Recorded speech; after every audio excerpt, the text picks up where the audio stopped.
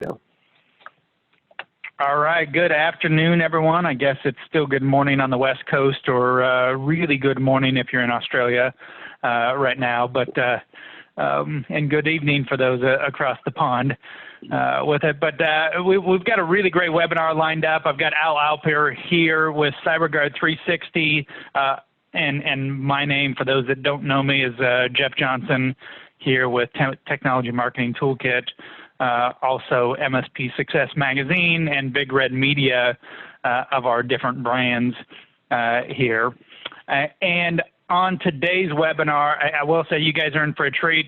I've known Al, I think probably almost 10 years now, if not a little bit longer than that. Has owned an MSP for many years. He'll probably give it a little bit of his background here. Started Cyberguard360, a cybersecurity firm, quite a number of years ago. He's been a Producers Club member for a long time. He's a client coach of ours with our Accelerators Club program, and is really one of the top go-tos for me if I have questions around cybersecurity, that I've got him on speed dial, that if I get questions on this, something, I did it last week here with a question that came up of something that we were dealing with, and Al was the first person that I went to. And so he's going to share a ton of information on building out your cybersecurity programs, how to be a lot more profitable about this. And he's also got a super special offer, something he doesn't offer anywhere else around Cyberguard360, that's going to be at the here. But Al, I'm going to turn it over to you. I appreciate that, Jeff. Howdy, everybody. Just a couple of quick things. And Jeff, I don't know, are you monitoring the Q&A in chat? Because I've got it open on my screen, and I'm happy to live answer. Yeah, you know what, I'll monitor that for you, and I'll mention that actually now that you say that, is anyone that does have questions when it's coming in, if it's a comment of something, not something you're looking to get answered, feel free to put it in the chat. If you have a question for Al that you want to make sure that we get answered, go ahead and put that in the Q&A box. It's just a little bit easier on these Zoom webinars to manage on this. But yeah, Al, I'll be watching over that, so you can close that out, and I'll pay attention to that. All right, awesome. And yeah, just feel free to, I prefer conversational. It makes it less boring for me. Not that it's your job to make my job less boring, but happy to answer any questions as we go through this. Really excited to be doing this for, I see some of the people on here I know. Welcome. Hey, Al, some of them just a little technical thing real quick. We're seeing your presenter side of things. Okay. Versus the, I mean, that's fine. We just get to see what's next. Okay, you can see what's next. In any of your notes. That's why I don't put notes. So this is totally not working, is it? Something should work here. So this is not, this says presenter. No, that's this. Let's try this one, shall we? Is that better? There we go. Perfect. Okay. Awesome. Well, now you know I don't want you. I'll say one thing of just a. We had this on one of the rapid implementation workshops with Robin. She was showing her presenter notes. There were a number of F-bombs in there. People loved it, so I figured that was probably how yours were as well with it. So I am from Brooklyn, so anything could be in those notes. So just look out. And I am not, and I'm also not politically correct, as most people know me by now. So anyway, let's jump into this. I know we've got about an hour, and I've got plenty of material. This is sort of a part and parcel of what we've done for our partners. We do a series called Scaling Your Security Practice, and it's about using our platforms and using other things to build out a security practice so that you can scale your business and actually have a security practice separate and apart from your MSP or as a component thereof. So this is actually a great opportunity to do this for people beyond our existing partner base, and I see that there are some names out there I don't know, not that I know all our partners. But anyhow, so on this one, we're going to talk about how to build and price a cybersecurity solution for maximum protection and profit. And things are relative, so I want to be clear about that. And that doesn't mean that we're related. That means maximum protection is relative to some of the things we're going to talk about relative to the risk reward ratio that your clients and or prospects are willing to undergo. I am Al Alper, that's me, that's my contact information. I put it up front so those who don't want to stay to the end, and I can't imagine you wouldn't want to stay to the end, but those who don't want to stay to the end, that's how you can get in touch with me if you want to. And yes, that is That's not my direct line, but everybody who answers the phone knows how to hunt me down and will find me by way of cell. All right. So blue pill or red pill? I love this slide because I love the Matrix, and any opportunity of dropping Neo and Morpheus into a deck is considered a win for me. So I want you to free your mind. I want you to think about security completely differently for the sake of this webinar, because we're actually going to approach it differently than what you're accustomed to. And I'm not saying that because you're all geeks at heart like I am, and I love new toys, and I love all the toys that we get to play with, especially on the cyber side when I get to do hacking and other things like that. But that notwithstanding, you are trained by your profession to think of things very linearly, logically, and break it down.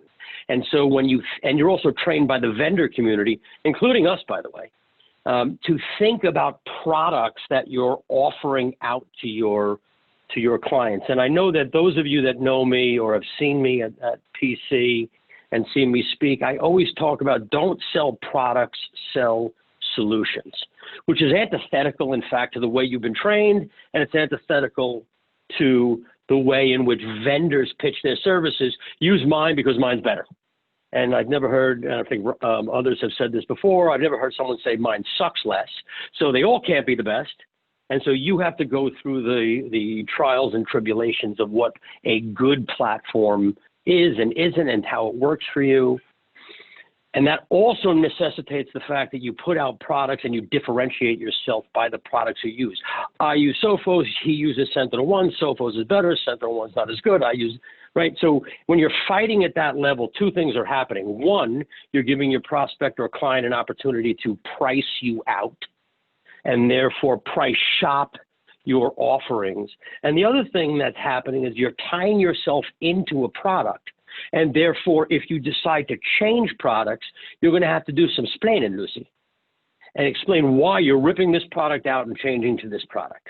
And that becomes a conversation with your client that is not really something you should have. You should sell solutions that gives you the flexibility and versatility of bringing new products to bear that do a better job at or below the cost that you're currently charging, and therefore you're making more margin. And if it's more money, it gives you an opportunity to expand your offering to include that and then upcharge a little bit more. And so when I say free your mind, I want you to free your mind and think differently about security, think differently about what you offer, how you offer it, and how you think about your stack. And hopefully as we go through this will help you. And of course, this is all about building your stack and price and packaging and pricing that stack so that you can make a ton of money and protect your clients as best you can. This is where I was making that comment earlier about it's relative. It's relative to what their risk appetite is. It's relative to what your market will bear for pricing. And we're going to talk about that a little bit. So what goes into my stack? If we take a look at protecting an organization, and this is typically what the layers of an organization would look like in the mind of an engineer.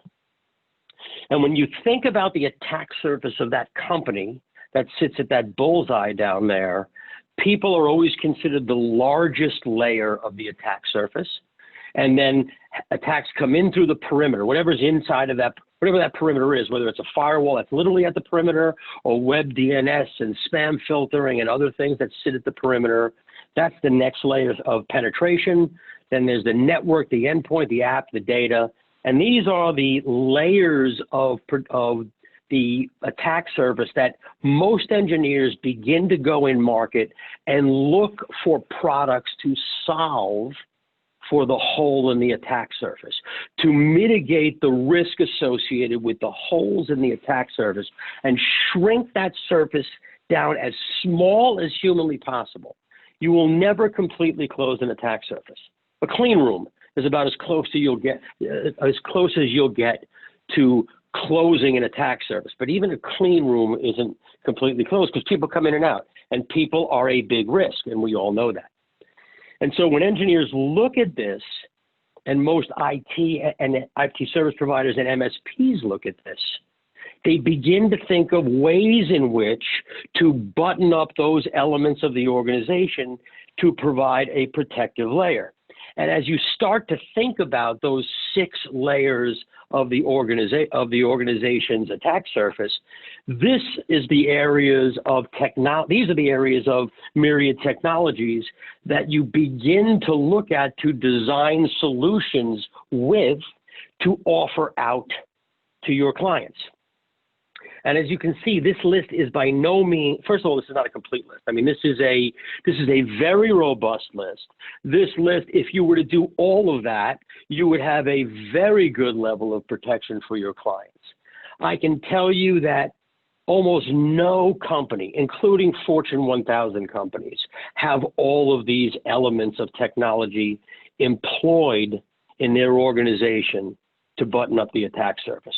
They just don't do that for a variety of reasons. And some of them about complexity of the overall solution suite that would have to be brought to bear, the intellectual capital, forget for a moment about the hard cash capital, the intellectual capital necessary to bring a solution like this to bear, whether it's internal IT for the Fortune 1500s or it's outsourced IT or commit IT.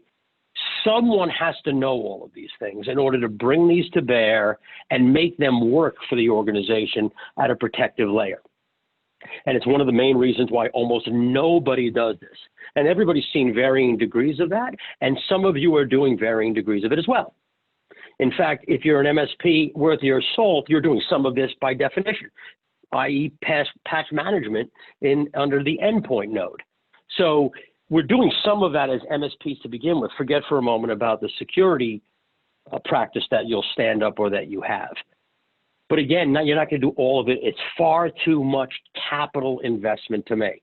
Intellectual capital we talked about, but from a physical cash, hard capital perspective, if you were to deploy that stack, your cost on average for an MSP is $133.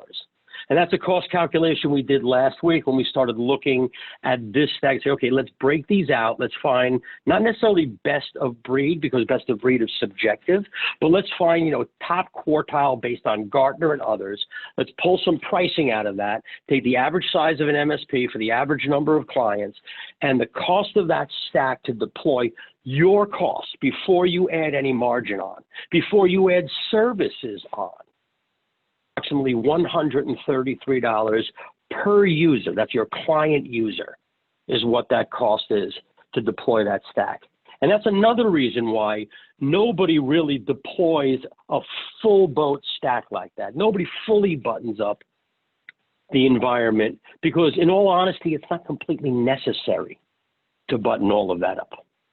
And so if you take a look again at these layers of protection, you've got these inside layers, perimeter down to data, that are all technologically driven, and at the very top is people. And everybody thinks, everybody I know, unless those who've heard me say this before, that people are the single largest hole in the attack surface. And if you listen to vendors who pitch their wares about training, and we're a vendor, we have training on PII Guard or simulated phishing or any of the other things that are user-facing technologies, we all pitch to how big the hole is in the attack surface relative to people. And if you look at the attacks that enter the organization, some 80% of them come by way of people, either through simulated phishing or vishing or some, phishing or vishing or some other form of social engineering where the people let the malicious actors into the network and into the environment, and sometimes the people themselves are malicious. But let's leave the bad actors of companies out of this for a moment, and let's just talk about the bad actors out there in the wild, the WWW, which stands for World Wide Web, and Wild Wild West, interestingly enough. And so most companies, most MSPs, in fact, also think people as the single largest attack surface. And if you look at the way these concentric circles are built, and this is a standard circle, so I didn't just make this arbitrarily. This is what you'll find out there if you look at the layers of the attack surface. But when we talk about the attack surface, we talk about the cultural layer being the single biggest hole in the attack surface. And the cultural layer of an organization is how an organization thinks, feels, and behaves from the top down in an organization. So if you think about your house for a moment, and if you have kids, and I have kids, and they climb on the counter to steal a cookie out of the cookie jar, and you yell at them. And 2 days later, after they run off and they're in they're upset, they got yelled at. 2 days later, they come back and they do it again. You yell at them. They run off. They're a little less embarrassed, a little less ashamed. They're not really crying. They're pouting. They do it again. You yell at them. They're not backing off, and they grab a cookie and they run. Next time they do it, and they grab another cookie. And all you're doing is yelling at them. You're training your toddler or who's ever stealing the cookie out of the cookie jar. In my house, it's me, and my wife is always yelling at me. You're training them to actually behave badly. And so the culture that you've created at home is a culture of permissiveness. And that permissiveness effectively given permission for your child, in this instance, to misbehave because you have a culture of permissiveness. And the same exact thing is true in companies. This is why I said I want you to free your mind for a moment, because the reality is if you built a $133 cost basis stack and you had an organization whose culture really didn't care about security, they're not going to spend a penny on it, much less spend enough to cover your cost basis.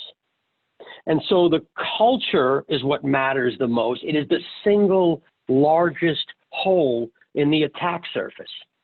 Because when culture breaks down, and the culture of an organization is one of permissiveness, where people are allowed to surf any websites they want, where they're allowed to turn off their email, their filtering on their endpoint, where they don't have to make sure that their endpoint protection is updated.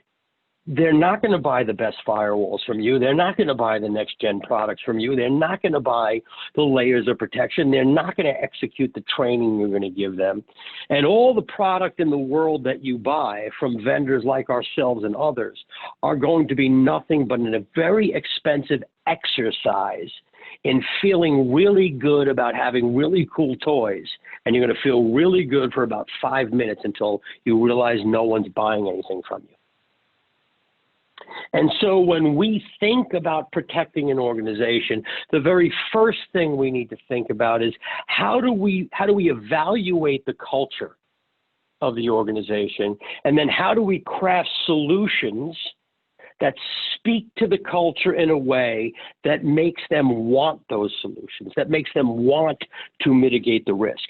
Because if you speak to most business owners today and you haven't gone through the exercise of educating them about risk mitigation, and I know that's a fancy term and it may sound hard, it's really not as hard as you think.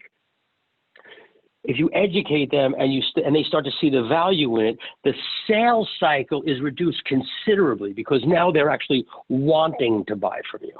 And you're also doing something that no other MSPs out there, except perhaps some of our partners, are doing in speaking to them quite literally at the C-suite level. Because when you're speaking about a company's culture, the secretary and the line worker and the shipping clerk and all of the other people in the company don't care at all about it because they can't do anything about it.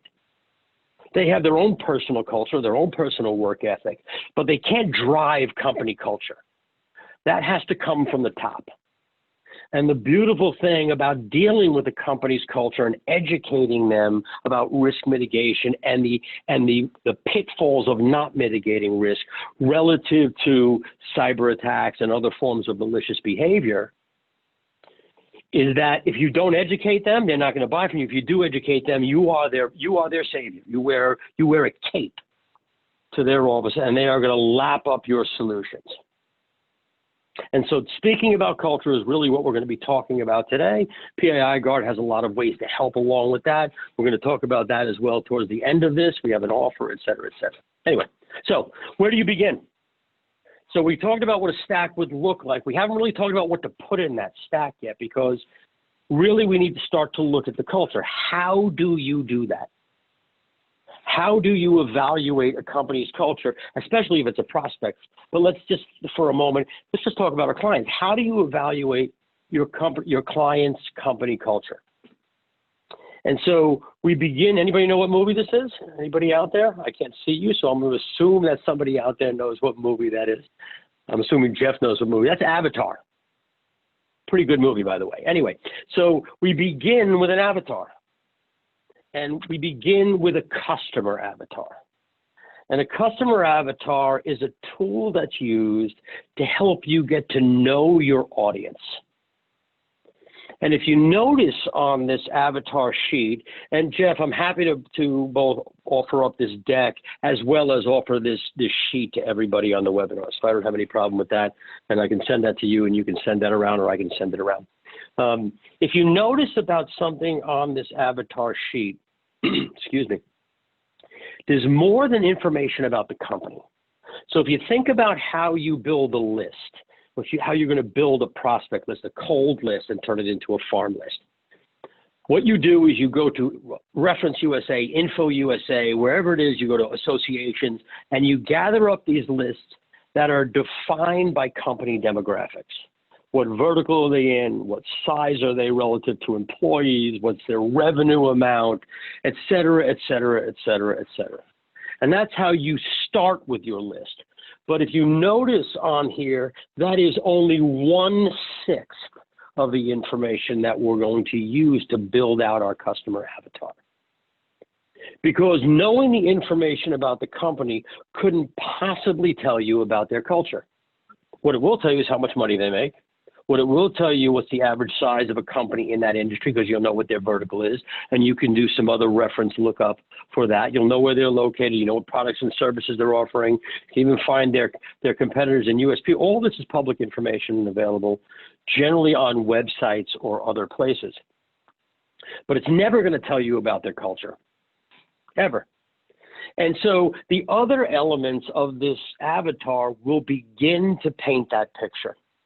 And if you notice, we've got buyer demographics, what that buyer's goals and values are, what challenges and pain points they have for their company and in their company, where do they get their information from, and what are some of the objections to the sales process, as well as what's their role in that process.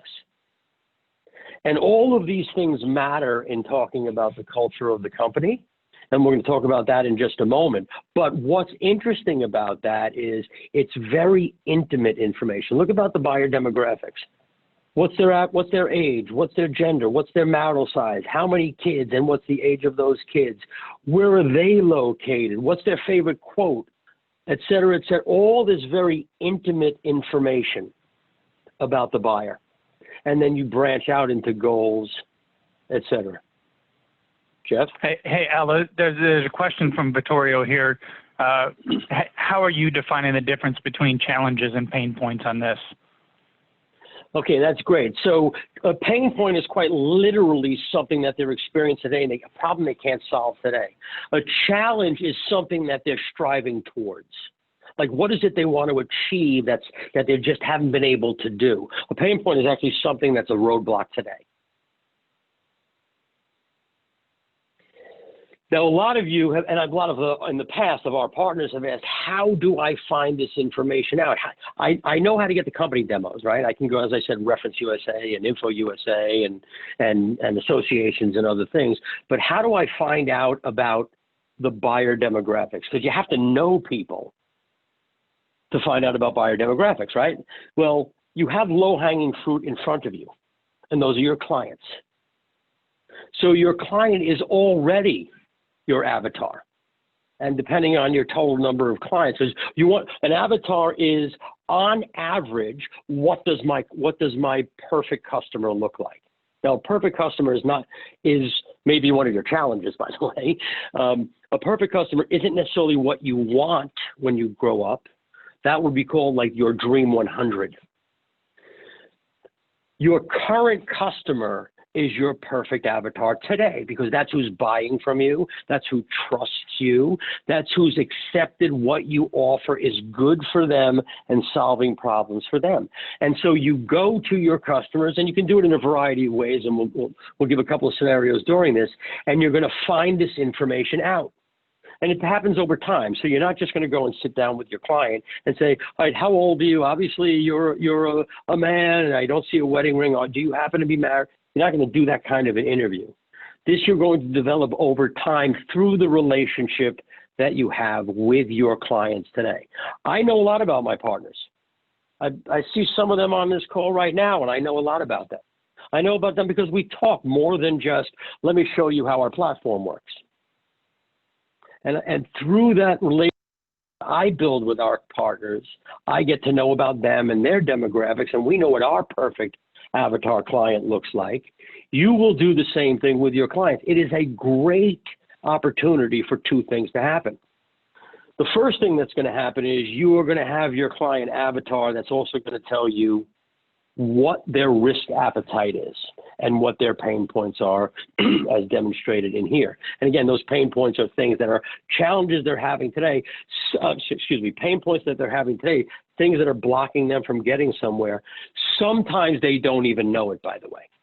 And through that relationship and discussions that you have with them, you are going to help elicit that information, sometimes bringing it to light because they haven't realized it. I said earlier, if they don't understand what the risk is, they don't know if they want to mitigate it. So part of your responsibility in the relationship is uncovering the risks and then exposing those risks, not, aha, here's your risk, but exposing it in a way that demonstrates that that risk presents a serious problem for their livelihood and what you can do to mitigate that risk. So this takes time. This is not a weekend exercise. This is something you're going to do with your existing clients, or your existing clients over a window of time. I have no idea what that window of time is. I don't know how well you know your clients today. So for some of you, it will be shorter. For others, it will be longer. But you will begin to build that avatar, and you will begin to understand what their risk appetite is. The verticals and the company will also tell you whether or not they're obligated to some level of risk mitigation, either from a compliance perspective, regulatorily, or from an association. So, for instance, lawyers, as a rule, have to protect data. There's a perfect example. There's no regulation that says lawyer. Well, that's not true. New York Shield does require that. But there's no regulation per se that lawyers have to protect data. But they have an obligation to protect. And they have an obligation to protect PII and other things. And PII, the definition of PII expands. Jeff and I were just talking about this the other day. I mean, your address is PII in New York and California, by the way. New York Shield, California Consumer Privacy Act, both of those, your address is considered PII in those particular regulations. And so lawyers have an obligation to protect. You know if it's a vertical, you know if they're in a legal vertical, you know if they have an obligation to protect the person typically responsible in the legal community, and you can sort of go through this whole customer avatar. And you've built the profile of the perfect client, which gives you an opportunity now to build your farm list, because now you can go and not just sort by company, you know who to target in that company by having defined the customer avatar. And then once you know what their pain points are, once you've exposed and brought to light those pain points they didn't know they had, now you can begin to build your stack. Now I've taken a different approach to this stack, as you see. Unlike that big, long 6 bullet point list of all the different technologies, I'm going to leave the technologies because there's a lot of detail under the hood of those myriad technologies that just begin to be too consuming, and you just won't get out of your way fast enough. So you got to know where to start. So we've narrowed this down to a very reasonable and frankly quite typical stack that a security practice in an MSP would use. And I've broken them into 2 categories broadly. One's technology, the other's sensory. The technology stack, these are all, everybody knows what these elements are. I'll just go through them really quick for the ones that are not quite obvious. So VPN, Virtual Private Network, I assume everybody knows that. NLM stands for Network Level Monitoring.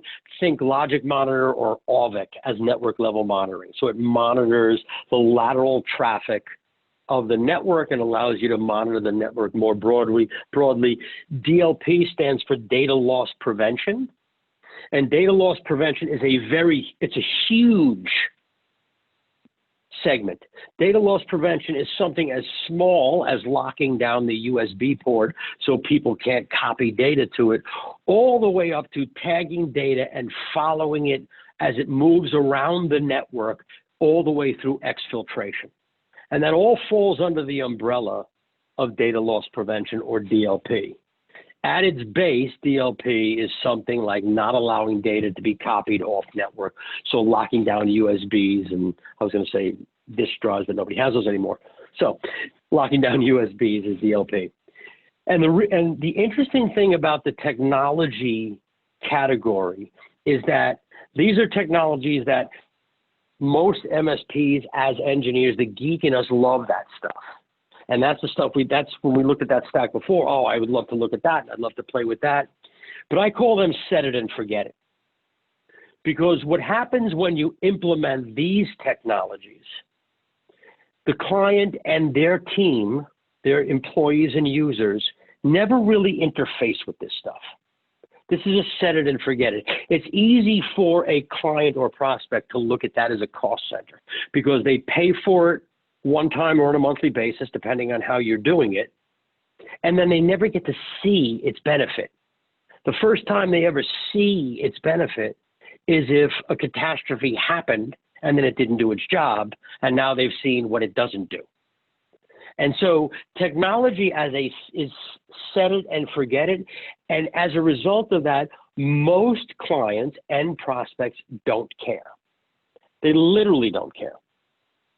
If you tell them, oh, I'm going to get the best endpoint protection, I'm using, I don't know, Carbon Black. We'll use them as an example. They could care less.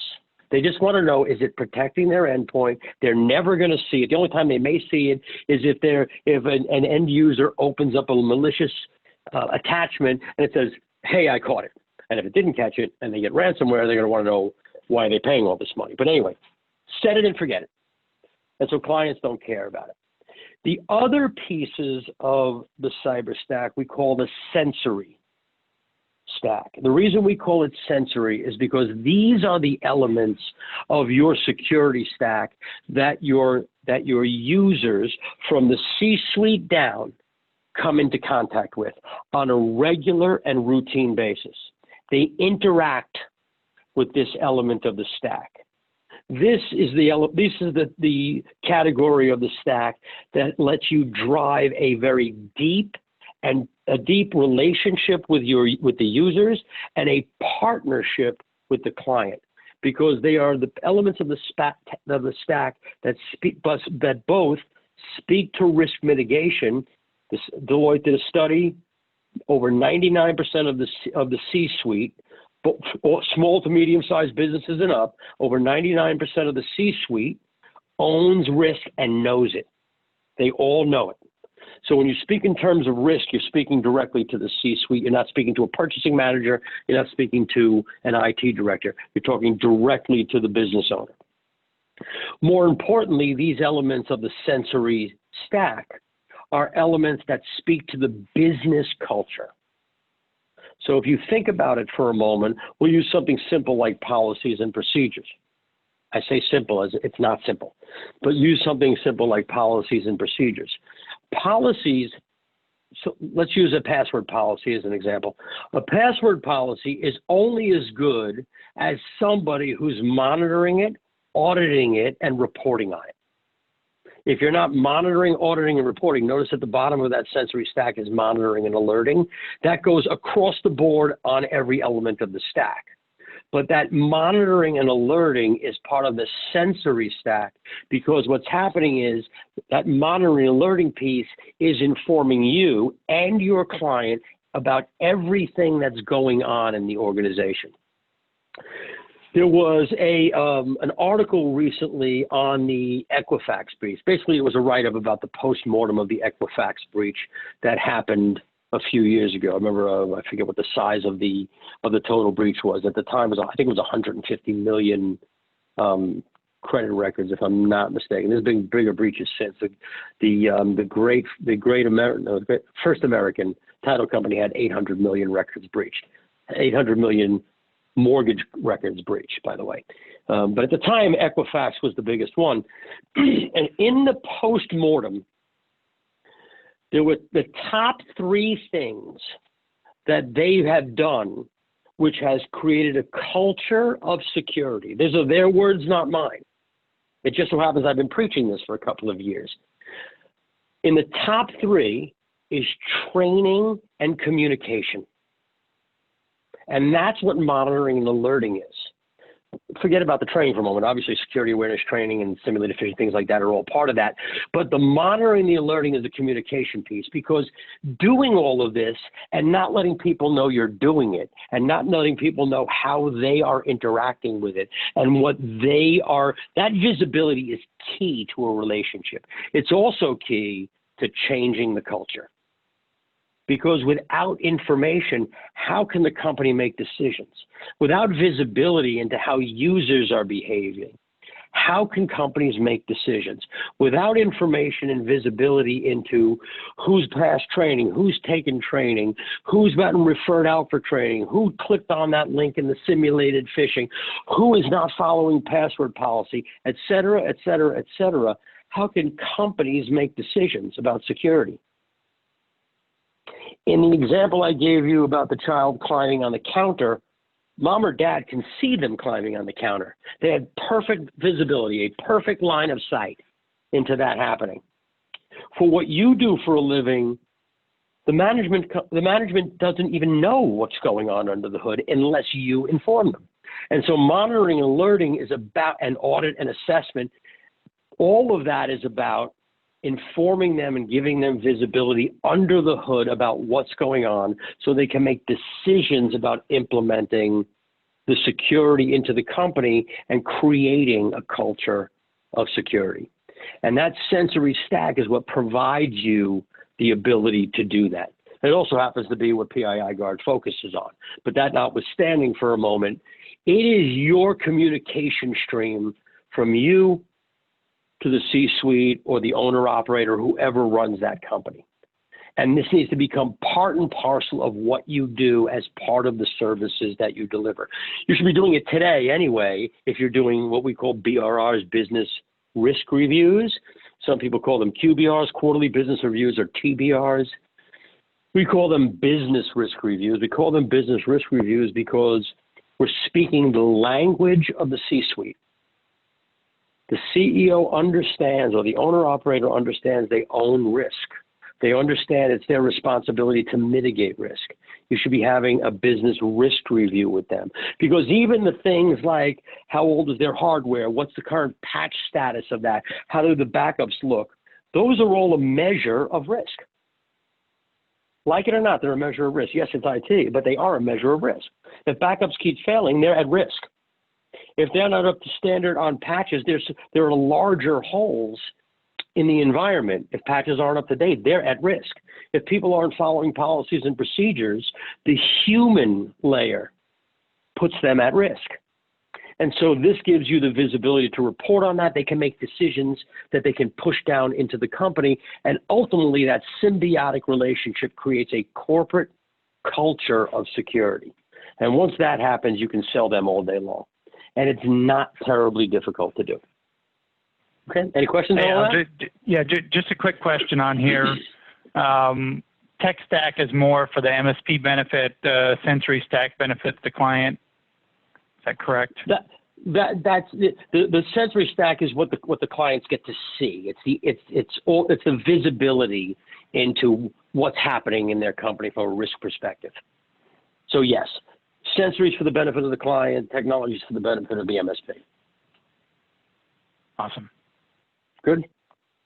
Okay. Excuse me. So now that we have that, so you sort of get to see how you're going to build your stack. I'm not necessarily giving you which vendors you should use, that's going to be entirely up to you. You're not going to sell product, you're going to sell solutions. So if you want to, let me pause for a moment on the colors, because the colors exist for a reason. It's not just arbitrary, okay? So if you look at the brown is what I would consider entry level for MSPs. All MSPs should have those items that are colored brown. You should have some sort of spam filtering. You should have next-gen endpoint protection. You should have a firewall in place. You should have some form of backup and/or disaster recovery in place. That to me should be entry level for being an MSP. Is what separates an MSP from chucking a truck. Okay, but some people consider that part of their security stack, and that's perfectly fine. The blue is where most MSPs, and this is where, and this information is derived from our partners. So we look at all of our partners out there and see what they're doing. And so the blue is what really begins to move from MSP to having some kind of a security offering or a security practice inside your MSP. Now you might say, well, I already do that as part of my MSP offering. This is just what is typical. You're always going to have one-offs, right? So if you think of a bell curve, one standard deviation is where pretty much 98%, or I think 98%, live in there, or 96%. Don't quote me on any of that. I haven't been out of math for a while. And then two standard deviations is where people start to go in their own way. But one standard deviation is where everybody is, and this is typical one standard deviation stuff. The blue would be where you start to have a security practice, and the red is when you really are deeply invested in security. You know, some form of NLM, which is network level monitoring. We talked about that, like Alvik. You have some form of DLP. You have some SIM or source solution. You don't have to have those. These are just the elements that would go into that would effectively mean that you have a full-blown security practice. Whether or not you've attached a SOC to that, I will give you the caveat that if you have a SIM or SOAR, I would strongly encourage you to speak to your attorney as to whether or not you should be backed up by a SOC. Because if you have a SIM or SOAR, which basically gives you visibility into problems, what are you doing with that, especially if they're relying on you to take care of them? So speak to your attorney. I am not an attorney, and I don't play one on TV. Well, my attorney would argue with that, but that's a different discussion. And the sensory stuff is what everybody should be doing. MSP should be doing this today, whether you're an MSP or in security. Unfortunately, it tends to be left to those who want to be in the security space, or those who are in the security space. But all of those things should be part and parcel. I know a lot of MSPs, there are a lot of vendors like us out there that offer security awareness training. Ours is unlimited, and ours also includes the weekly emails that go out as part of that unlimited. That's included with your package. That notwithstanding, the awareness training everybody should be doing. Unfortunately, most people just give it away and never think about it. That's what you're leaving alone, and what you're leaving tons of money on the table, by the way, because you should be monitoring and alerting on what people are doing with the training. If you're doing that, you're giving the C-suite an opportunity to look at their organization and say, aha, let me make sure these people are doing training. That's what you should be doing with them and helping them do that. So that's a sensory stack. So let's go take a look at a couple of packaging and pricing. So I've done 3 examples of packaging and pricing that we'll go through. And again, these are drawn from existing partners who are selling this stuff today. So these are real world examples. These demographics were built off client and customer avatars. And so these demographics are born of those avatars, and they were able to put packages together to sell to them, and they make a lot of money and very good margin at it. So in the first example, owner-operator, these are people who tend to work in their business. They don't work on their business. If they do, they do it on a Saturday when they're also doing their books and everything else, and they tend to not really work on their business at all. They know they need or would like to have security, and it's predominantly based on FUD, fear, uncertainty, and doubt. Headlines scream about breaches all the time. People like us give webinars to the general public all the time. I'm sure you're all out there doing it. You're sending out literature all over the place. You're sending out security postcards, whatever you're doing, you're raising the FUD factor. And that's not to say that you're doing anything wrong. They don't understand it. What they know is it's bad. That's what they know. And they tend to be driven by FUD. They tend to personally know their vendors. The discussion tends to be weighted toward price, meaning that they're price sensitive shoppers. They tend to have less than 15 employees, less than 3 locations, almost never have remote workers, except if it's the owner who's working on Saturday and he's either used QuickBooks Online or has to remote into his office. But that's what the first demographic looks like. The second one you're starting to move up the ladder. They have 20, 25 or more employees. They're CEOs that work on their business, not in.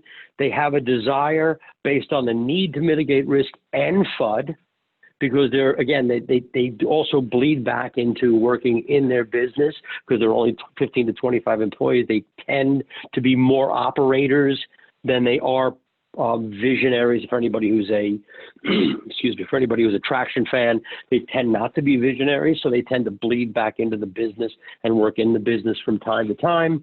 But they do have a remote workforce. They have a large enough organization, three or more locations, et cetera. And the third demographic is the C-suite. They tend to be a larger organization, more than 25. It really should be more than 50, but more than 25. They tend to have some degree of internal IT or even outsourced IT, which may not be you, by the way.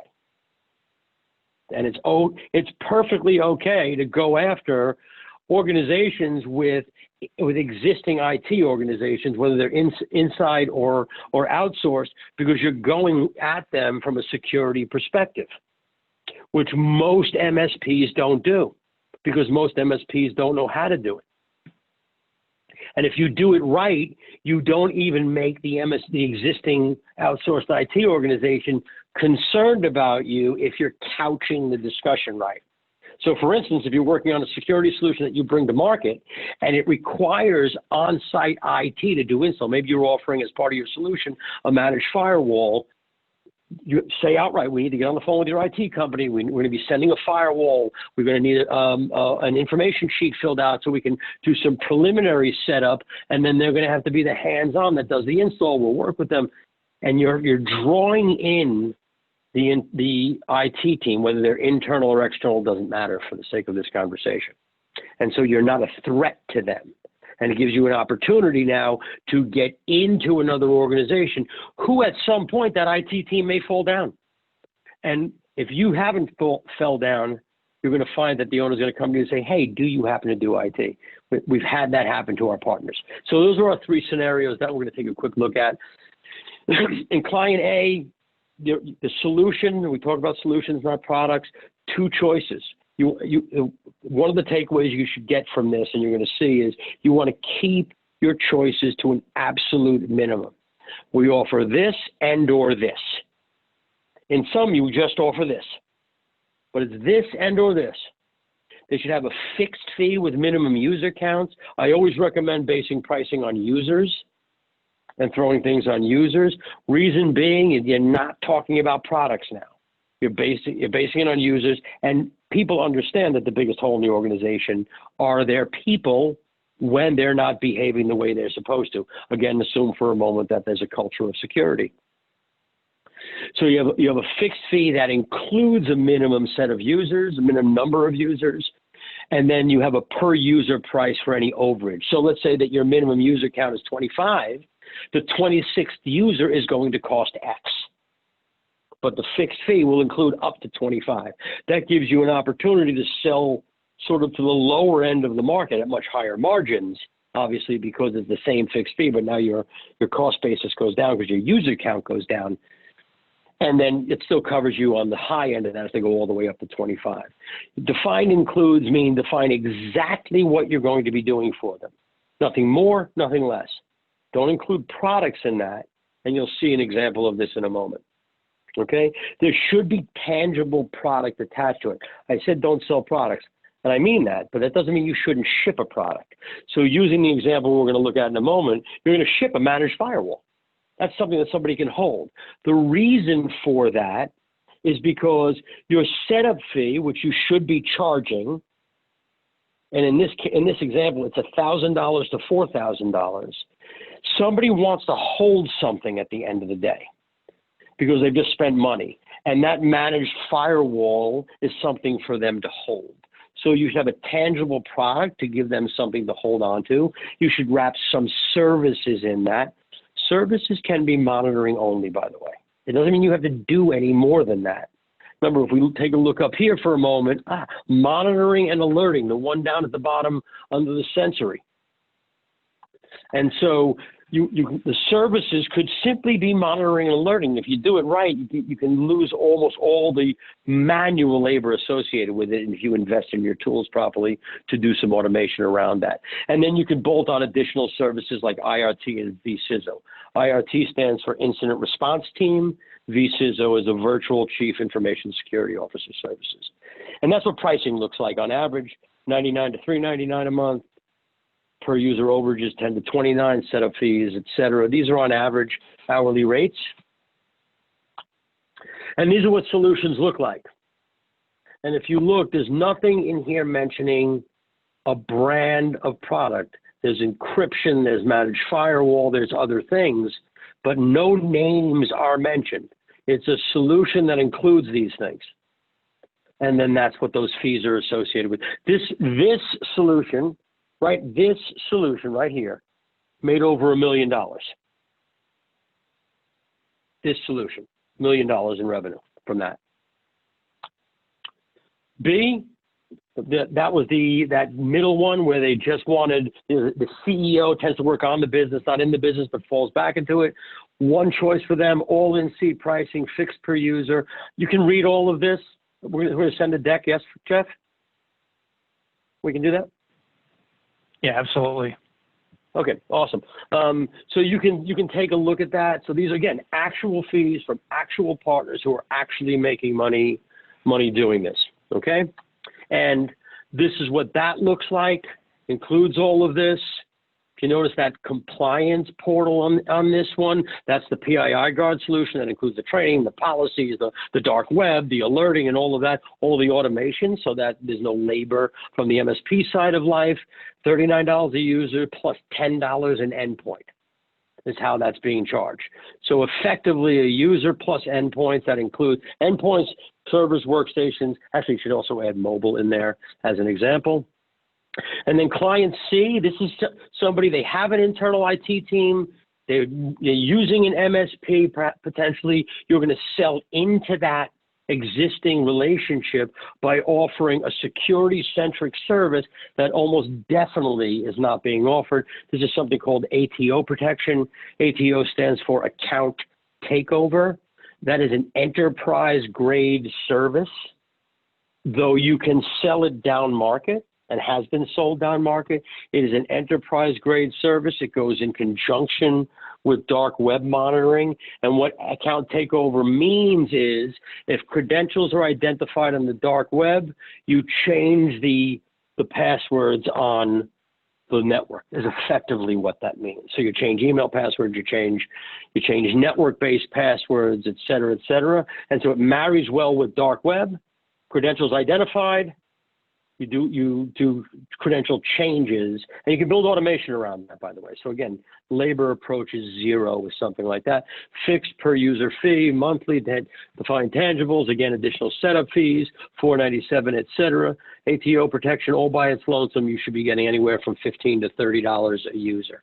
And if you think about what your cost basis is on that, so if you think about PII Guard for a moment, we offer domain monitoring if you just want to do domain monitoring for $9 a domain. You don't have to buy a block of domains. You don't have to buy everything else on top of it. If all you wanted to do was do domain monitoring, you pay $9 a domain. Or no contracts, month to month, whatever.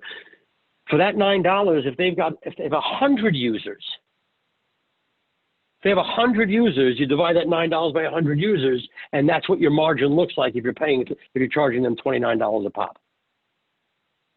And all you have to do is change the password when you identify something, and you can build some automation around that. We have partners that do that today. Okay, that's what that looks like. In this instance, this is one example of something that's being sold today. That's $18 a user, $497 a month is the minimum fee they charge.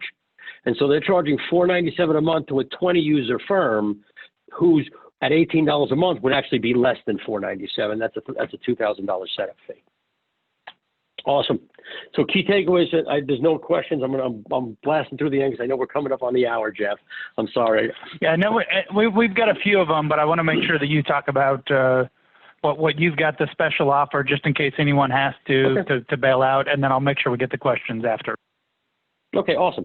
So just the takeaways from this, you want to focus on the sensory stack because that's what's facing the client and the prospect. That's going to be your relationship builder because the set it and forget it technology, they literally don't care about.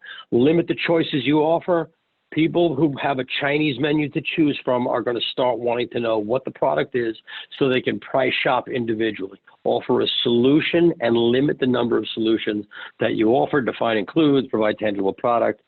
And the last piece, partner with somebody who offers cyber liability so you can't get a commission. It's against the law in every state, but you can get a referral fee as an FYI. Okay? Cyberguard360 focuses on the security stack. That URL, it was where is for this webinar. It has a special offer on it. It's Cyberguard360/MSP Success. And if you sign up from this webinar, along with what you get with the platform, we're also adding 25 additional dark web searches. So we do dark web monitoring and dark web searches. Dark web monitoring is where you enter a domain and it monitors in perpetuity. And dark web searches are used for prospecting. So you want to run a dark web search on somebody before you go to meet them and sell them services. And so you usually get $50 a month as part of the partner fee. We're going to make that $75 a month if you sign up from this webinar. Give you the cyber assessment tool that we usually would charge extra for. And then we're also, for this webinar, for every time you put a third, so there's the way pricing works is this. It's $1 for 60 days. After 60 days, it's $99 a month to be a partner. And with that $99 a month, it's unlimited awareness training, unlimited automated weekly refreshers, 50 dark web monitoring. You don't get the cyber assessment tool, but anyway, that will be included in that now. On top of that, you get 25, and every 3 client you pay a subscription if you give them risk assessments. You pay a client subscription if you give them simulated phishing, and those fees are based on user bans. Every 3rd client you sign up for a subscription-based will waive the partner fee for that month. So that's a $99, could be $99 a month savings. Anyway, so that's the offer, if that helps. Yeah, what's how would you summarize it? What's the main thing of what they're really getting? I mean, when they're signing up for this, what's the output of what they're getting? And again, it's $1 for the first 60 days, 90 days? It's $1 for 60 days. And we call that our kick the tires because people need time to use it. And so it's $1 for 60 days.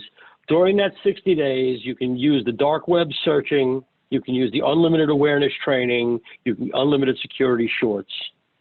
With this, we'll add the cyber assessment tool and an additional 25 searches. If you look on the right-hand side of this, the platform does all of those things. We do dark web monitoring, dark web search, cyber assessments, unlimited awareness training, SIMPHISH. We have a NIST-based risk assessment. It automatically generates the work plan. So the minute you hit submit on the risk assessment, on the partner side of the portal, you already have a work plan and you already have a risk report automatically generated for them. The platform, we have the policy management module. Our partners absolutely love that. Policy management module it crushes everybody. You can automatically generate policies to your clients that are branded automatically with the client information. And we are a fully white label platform. We have over 70 NIST-based policies and templates. And again, we're white labeled through and through. So on top of that, we add in the additional 25 dark web searches, the cyber assessment tool, which you would not have to pay for thereafter. And then when a client signs up for, let's say, simulated phishing, which you would pay for based on the number of users, 3 of them sign up and you get your $99 fee waived. So for $1, why would someone not want to do that, Al? If they're interested at all about, if they're an MSP, I mean, maybe that's what MSP has at least $1 to kick the tires on this a little bit with it, to be able to see, hey, is this worth it? And even really with what you're talking about, $99 a month, is that it's not like even after that 60 days that it's a huge fee, but you know, $1 for the first 60 days to check all of this out. I mean, everyone can see how knowledgeable you are and all the stuff, everything that you've put into this, hopefully from this webinar. Any reason why they shouldn't sign up? Honestly, the only people I would say who shouldn't sign up is if even the $1's paying. There's no reason not. There's just no reason not to. It doesn't, because and we talked about that before. You've actually had a few people that have asked if you would waive the $1 there. Yeah, I can't help some people. It's just nothing I can do, right? I mean, a cup of coffee is more than $1, and with $1 you get you schedule an onboarding appointment. You're going to spend 30 minutes onboarding, learning the platform. So one of my account managers is going to sit you down and go through the platform from front to back, onboarding, showing you how to use it. And then once you become a partner, we have the Scaling Your Security Practice webinar series that we do every other week. Next week, we're actually doing a how-to, and it's quite literally, it's going to be almost like a Robin rapid implementation. We are going to start at the beginning, and at the end of it, everybody on the webinar will be sending out their first email to their clients to get them started training. That's what we're doing next week for all of our partners. So we want to get them to use the training piece on top of it. And that was the other question I was going to ask, is that, you know, with it, once someone has it, do you provide this ongoing training here so that they make sure that they're selling it? Yeah, so that's why we have a bi-weekly webinar series on how to use it, how to engage clients and prospects, and how to, we call it a success through execution, right? So in order to be successful, you have to execute. One of the biggest problems that the reason we lose partners, literally the only reason we lose partners, is because they spend $1, they went through training, then they never got back to it. Like, I've got other things to do. The webinars are designed so that this is what you should be doing. Because the amount of, when you're doing this right, if you're just selling security, so that $1 million deal over here, 80% net margin. There is almost no labor in this deal. And this made over $1 million. It bought a summer home, in all seriousness. It's ridiculous. And that's because the value add of the sensory stack is so incredibly powerful, because what you're doing for the C-suite, nothing else is doing. It's providing visibility into how their people are behaving from a security perspective.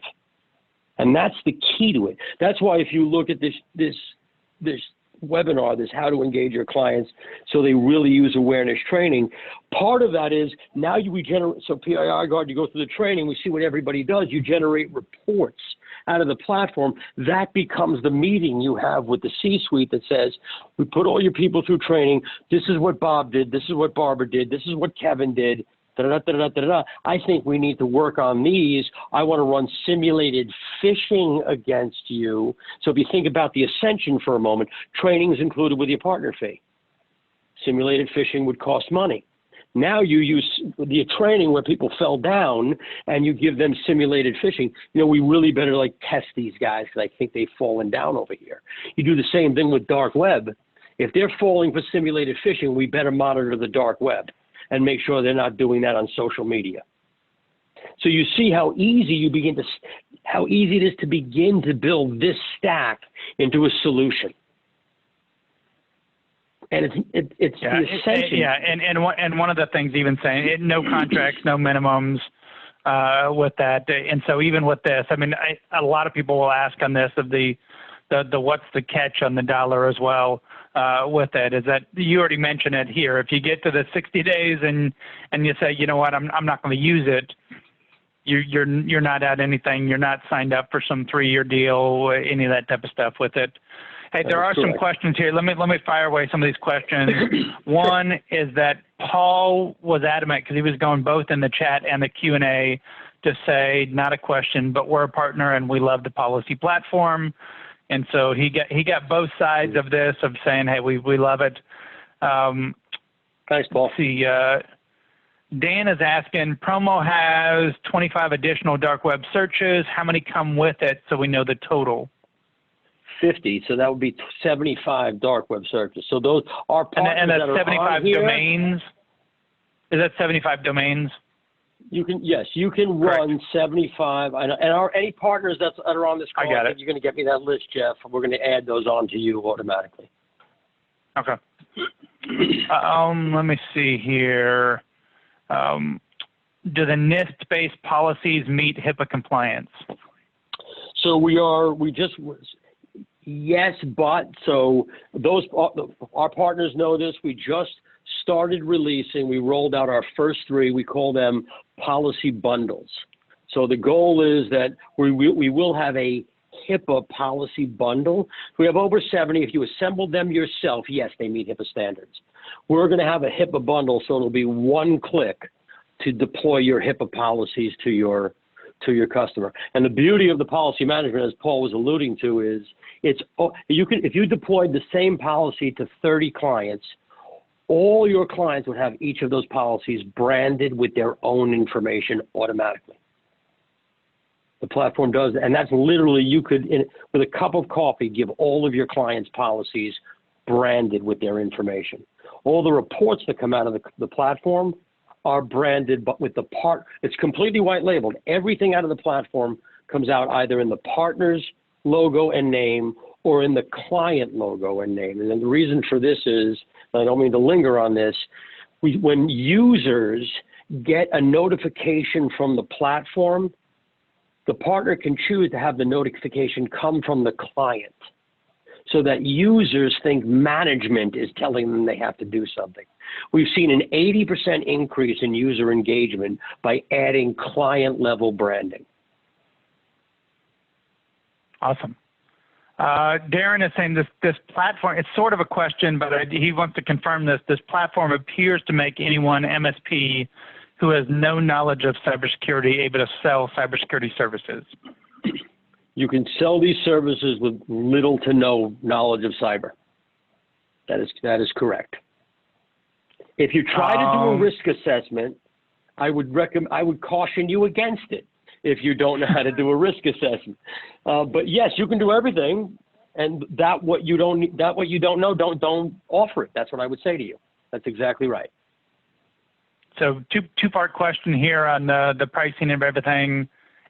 Just confirming here, Dan was confirming after the 60 days, it's $99 a month for what you're paying for the dollar. You do pay, if you want to add dark web monitoring and a few other things, there's on a pay-per-use basis with some of these, correct? That's correct. So there's two. So what you get for $99 a month is unlimited training, unlimited weekly micro trainings. We call them security shorts. So training once a year is not good, right? Because think of algebra. You took it years ago, you forgot what you did. So the goal of training is you take the training course, you get a certificate automatically when you pass, then every week the user gets a weekly security short to keep awareness top of mind. So you get both of those all included. You also get, well, now with this, 75 dark web searches you will get the cyber assessment tool as well. And then for every 3 clients, paying clients you add, you'll get the fee waived for that month, your partner fee. Dark web monitoring costs, for dark web monitoring, not searches, it's $9 a domain. So if you only want to monitor 3 domains, it's $27 a month. If you want to monitor 100 domains, it's $900 a month, obviously. The difference is that I know our competition forces you to buy blocks of domains. We're 1 domain at a time. You only need 3, why are you buying 10? use 3, $9 a domain. If you want to use risk assessments, phishing, or policy management, etc., dark web then comes with it automatically, and you pay by the number of users. So up to 20 users, it's $25 for the client, up to 20 users, and that includes everything. So if you pay so for a 20 user client, you pay $25 for phishing, policies, risk assessment, dark web monitoring.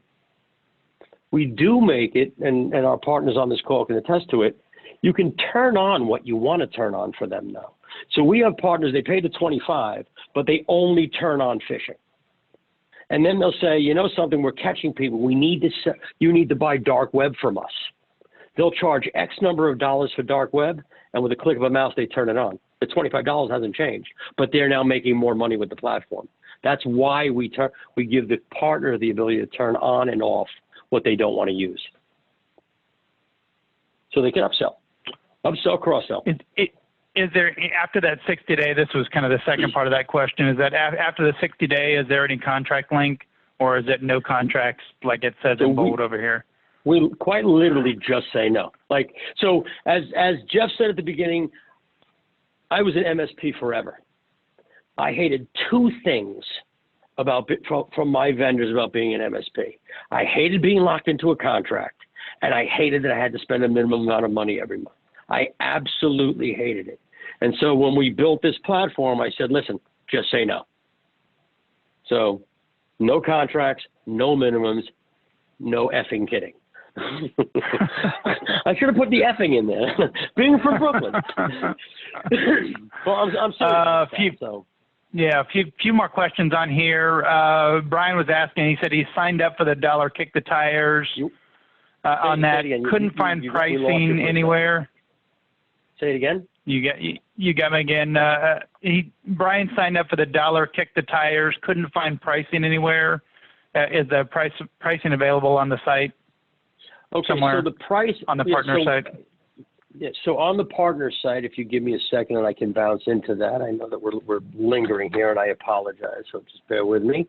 On the partner site, when you add a client, about halfway down the screen, there is something that says, below this line is extra view. Let me just stop presenting for a moment, and I'll do this screen.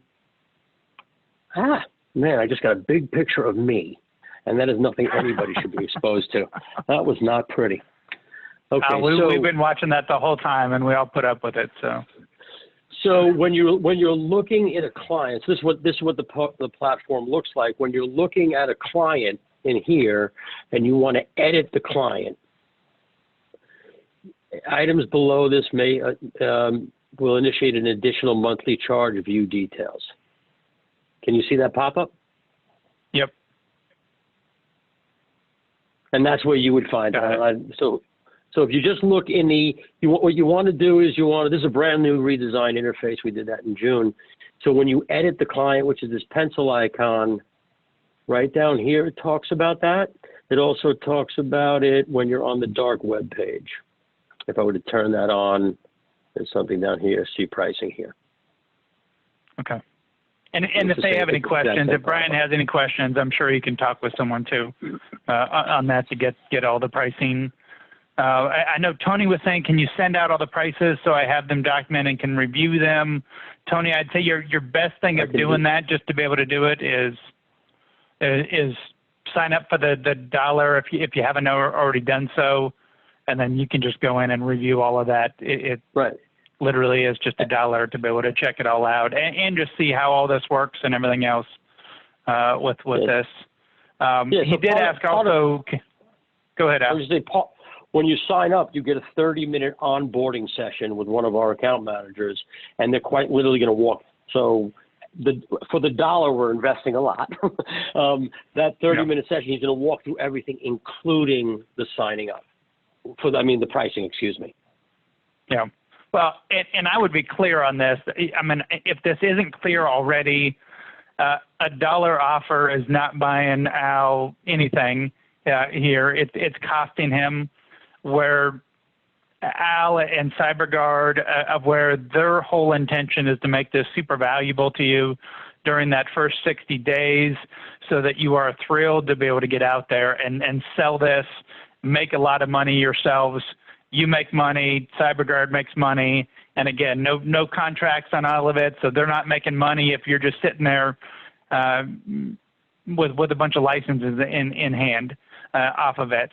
I would venture to guess, even when you look at something like the $99 a month, of where it's more of a maintenance fee of paying the bills and the overhead and that type of stuff here of everyone that you've got on staff. You Right. really are, the way that you've designed this is that you're fully on the same page with all of your partners, is that the more that they sell and go out there and sell the solutions, that's where Cyberguard makes money off of all of this. No one's going to get rich on a $99 subscription fee if someone's not out there making a lot of money themselves off of it here. That's and exactly so that's what I really love about it, of how you've got this. One, you make it super easy to do it, as long as someone is willing to part with a dollar here. That's what on the webinars, is that something that when they sign up that they'll get notification for being able to, not necessarily exactly at sign up, but once they're getting onboarded and everything, they'll get available there automatically enrolled, and then every webinar we do is then put in the resources tab. So once it's complete, it gets loaded here in resources. So for instance, building your business. I just did a little slow there, building your business. There you go, and search. And so here are the webinars we've done so far, and they all get posted in here, and you can go back and view them. Great material if you're out running or need to sleep. Highly recommend that. And then we also release. And I will. Go ahead. I'm sorry. I was just going to say that anonymous attendee didn't want to let me know who this was. I think I don't know how Zoom does that with this anonymous. I thought you had to put in your name. But will this webinar be available for replay? Yeah, absolutely. It'll be posted out at mspsuccessmagazine.com. And he said he's sold, wants to get his partners on here so that they can be sold as well, so that they're really implementing it, not just paying the buck to not do anything here. So real cool feature while I'm here. Looking at clients. I want to see what real cool feature. Jump to clients. I'm looking at this client, AnySoft. I go to an employee, and someone has a question about the platform. I can masquerade as them, and now I'm looking at the platform like I was the client. One of my favorite features. Nice. Love the masquerade feature. Sorry about that. Go ahead. No, Mike was asking, as a partner, can I get access to the solution tables? He said Excel spreadsheets, I assume. The solutions tables. I don't know, the ones you had in your PowerPoint. Yes, I'm happy to put that in the resources. I'll have somebody do that by end of business tomorrow. Darren's asking here. Darren was saying this is awesome earlier with it here with your solution. Can you reiterate, just to be able to make sure that he understands, or re-explain how to waive the $99 fee if you sign up 3 clients? Like, what does he have to do once he gets past the 60 days? What does he have to be doing to waive that? So if all you do is you add a client with training, that's not a paying client, so that wouldn't count towards it. But if you add a client that has any one of the other paying services, so again, let's look at this client for a moment. The only thing this client had was training. But if I turn on policies, or I turn on risk assessment, or I turn on any or all of these down here, AD, even though it's below this line, we do Azure AD integration. So you don't pay for that extra. So ignore the fact that it's below the line. I've already discussed it with dev team to move it above the line so they can be clearer. Once they're doing this, they're paying for the service and they're a paying subscription for the client, 3 of those, and we'll waive the $99 fee that month. So do they have to just get three 3 per month that they sign up, or is it 3 that they've got ongoing? I just want to make sure it's clear. If they load 3 on the platform, we'll waive the $99 fee that month.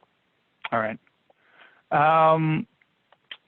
It says, if I have a client who's interested and don't have much knowledge on the subject, can one of your team members participate in a conference call with me and my client where your employee appears and my staff? It appears to be one of my staff. That's a great question. We do that all the time. So we will, we're happy to get on a call with you and a prospect or client, either as your vendor or as a member of your team. Anonymous, I'm not sure if this is the same anonymous attendee here. I run into a lot of vendors, promise the world on service to me, the customer, and they always fall short. How do you prioritize customers in the way of follow-up and ensuring that partners are getting the most out of your product? Or do you sign them up and then it is entirely on them? And says, gave a great kudos here to Debbie on our team. Said, do you do client engagement similar to how Debbie does with TMT, or is it just the 30-minute onboarding? No. So we're here. Well, actually, we've got partners on here. I mean, Paul said he loves it. Any of our other partners out there want to chime in about our service? Robin is famous for her testimonials, right? So I'm unabashedly asking any of our partners who are on this call to pop it in there. How's that? No, we're here. I pick up the phone. I answer the phone. If you have any questions, we use ConnectWise internally, so we respond on the board as well. And we hired another account manager who's starting on Monday, and we're going to be doing routine outreach without you instigating a call, so that because our goal is not to collect $99 a month from 1,000 partners. Our goal is to have 1,000 partners who are paying me $500 to $800 a month because they're making $10,000 to $15,000 a month. That's what I want. I want you guys to. I'm a capitalist. I want you guys to get rich so that I can. Well, and it really, I mean, your pricing model is that way in that it doesn't pay for you to not pay attention to your clients. I mean, if someone's getting that $500-800 and they don't have to do anything there to support it, to be able to sign it up because they've already got the licenses sold, whether you sell them or not, as the MSP, then it pays to understaff from a support side. And I'm not pointing out anyone. I'm just saying that just as a hypothetical of something with that, of anything of a service with it.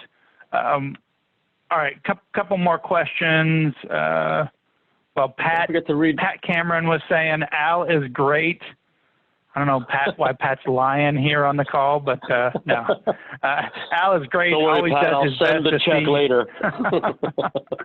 See, you're using the product to its fullest.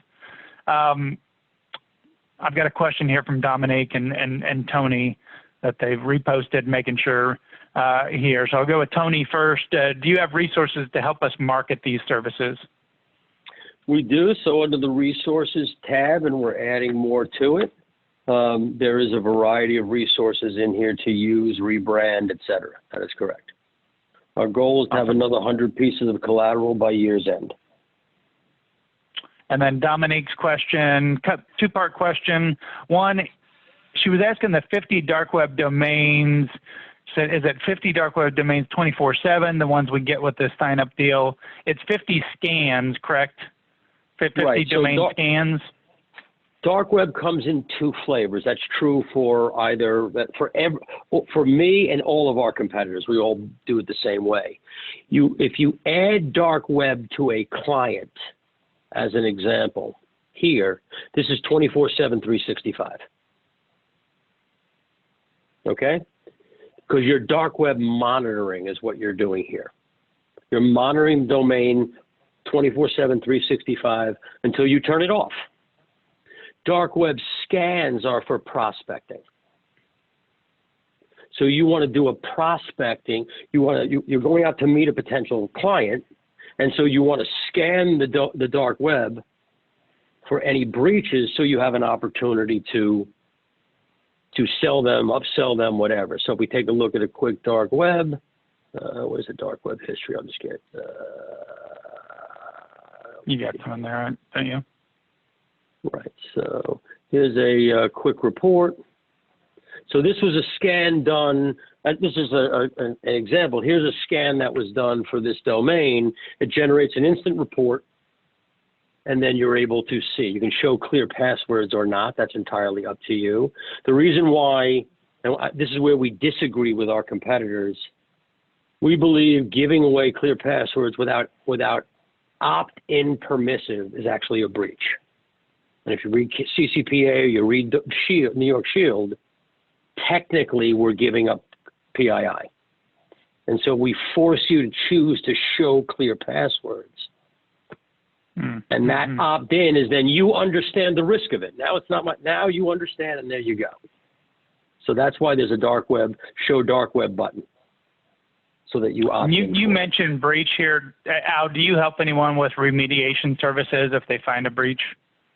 We do. That is an additional service. So we offer risk assessment services. We offer IRT services. These are all. We would do it in your name. Well, actually, for a partner, we did one where we were the vendor. They asked us to do it at arm's length, but normally we would do it in your name. So we do offer those. They are not part of the $99 a month fee. I want to be clear about that. No matter how. But it is something that you offer. Yeah. We do. That is correct. Yep. Last couple questions here. These were a couple of the other ones from Dominique. Is there an API to link into IT Glue or our RMM tool? Not yet, but we are working on that. Okay. And then what's the difference between your tool and the ID Agent one that we have currently? So, I'll start with this. We have absolutely no contracts and absolutely no minimums, and I'm absolutely not kidding. So, at the beginning, we are just a different pricing model and a different contract model. So, that's where we're predominantly different. I'll call it. They have good data. We have good data. We tend to find more breaches. Well, I say we tend to. Does it happen every time? No, it doesn't happen every time. We have partners who come from our competition. I don't like to use names, but we have partners that come from the competition. They come from the competition for really two reasons, and some of them are on this webinar. One of them is because we don't have contracts and minimums, and they don't want to be locked into a multi-year contract, and they don't want to buy a block of 10 domains. They only have 3 domains that they've been able to sell. And so why would they pay a couple of hundred when they can pay 27 a month for 3 domains? And the other reason is because side by side, we tend to find more breaches. And that's why they come to us.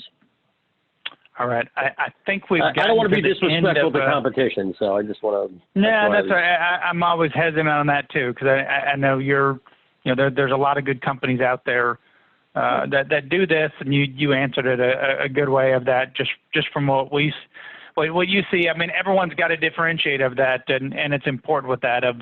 I think part of it is you being from within the industry, Al. You didn't mention it, but just as the leader of the company here, is that there's a lot of value of that, and that's how you developed your pricing model, because it was based on irritations that you had as an MSP as well here. So, there's value to that as well. And you do run an MSP as well. You've got Absolute Logic, your MSP in Connecticut, that you run at the same time with it. So, it's funny on all of this of where we got barely any questions, Al, on the content that you were delivering and all this on pricing, and then I just got an avalanche of questions of everything. So either you're really good at presenting your content and you suck at delivering what your solution is, or you just had a lot of interest in it, and we'll go with that you had a lot of interest in it with it. So I would encourage, go to that. I mean, it's a buck. The worst that you do is that you figure out that you don't like it and you only spent $1 with it. The best that you do, you get a ton of tools at your disposal. You make a ton of money. there's really a no-lose situation out of doing that. We will post it up. Al, I thank you for your time today of going through a lot of great stuff on the pricing with it, and we'll get this posted up out there as well with it for you and your team, and for anyone that needs to share it with anyone else to see if they're willing to risk $1 or $2. Yeah, I would say definitely risk $1. It's $1. Over here at Cyberguard360.com, MSP Success. When you do that, we are going to automatically sign you up for next week's webinar on the scaling your security practice. This is a how-to webinar. And so think of it sort of as rapid implementation in an hour, if you would. And we're going to, so come ready to work, because at the end of the webinar, you're going to be sending an email to your clients to get them engaged in training. Because the next series and the next several webinars are all how-to. It includes the content. It includes the sample emails to send out. It includes the framework for your CRM if you use one, so that the goal is at the end, we want you using the platform. As Jeff said, $99 a month is not getting me to retirement, right? I want you to be spending $500 to $1,000 a month with me, because you're making $10,000 to $15,000 a month because of me. I want us both to get very comfortable with this. And so we're going to literally walk you through how to get people involved in training, how to turn that into simulated phishing, how to turn that into dark web. Our goal is at the end of these how-tos, you're going to have multiple clients using the platform much more broadly and on a more intimate level from a risk perspective. I blathered on, sorry. No, you're good. Awesome, Al. Good deal with that. Thanks again for being on the call, and thanks everyone for joining us on this webinar. Have a good one. Thanks all. Appreciate it.